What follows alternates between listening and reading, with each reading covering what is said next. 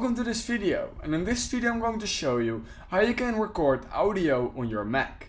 So in order to do this, it's really easy. All we need to do is on our Mac or MacBook, we just head over to the Launchpad right here where all your apps are located.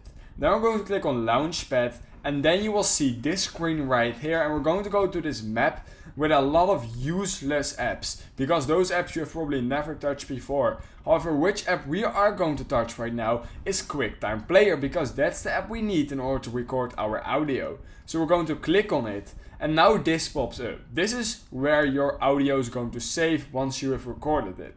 Then, in order to actually record your audio, you're going to go to the top left corner of your screen, clicking on File, and then on New Audio Recording. You click on it, and then this is where you can record your audio. You can also see right now that I am recording my audio already, so we can see that this is spiking a little bit, which means that it's picking up your audio.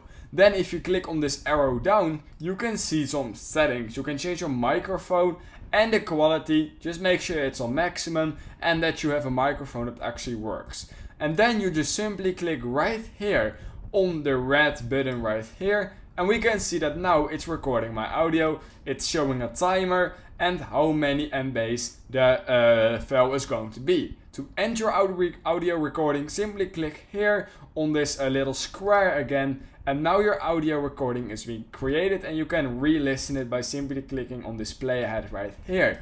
Then to save it, you can simply click on the X, and then this save option will come up. You can choose where you want to save it and just give it a name, for example test, and just click on save.